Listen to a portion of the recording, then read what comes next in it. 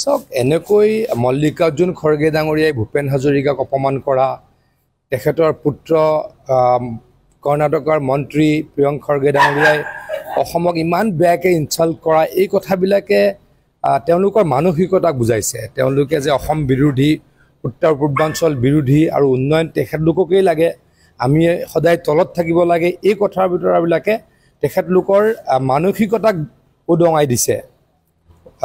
মল্লিকাৰ্জুন খৰগে ডাঙৰীয়াই কিয় এজন গায়কে ভাৰত ৰত্ন পাব লাগে বুলি প্ৰশ্ন কৰিছিল।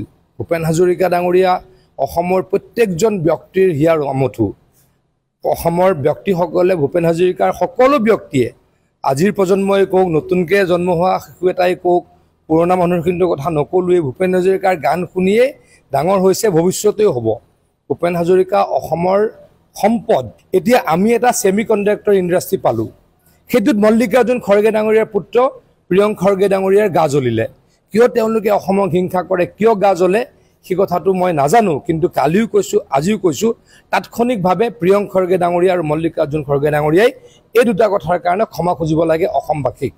আৰু কংগ্ৰেছ দলেও ইয়াৰ প্ৰতিক্ৰিয়া প্ৰকাশ কৰিব লাগে।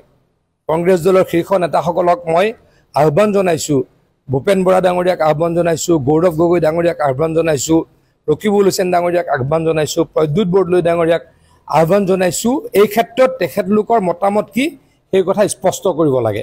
প্ৰিয়ংক খৰগে যে ক'লে আমাৰ স্কিল, আমাৰ ল'ৰা ছোৱালী নহয়, আমাৰ ইনফ্ৰাষ্ট্ৰাকচাৰ নাই, আমাৰ অমুক নাই, তমুক নাই, মুঠৰ ওপৰত অকল ইনচাল্ট কৰিলে, এই কথাৰ ওপৰত কংগ্ৰেছ দলৰ অসমৰ নেতৃত্বই প্ৰতিক্ৰিয়া কি প্ৰকাশ কৰে তাৰ বাবে মই অপেক্ষা কৰি আছোঁ।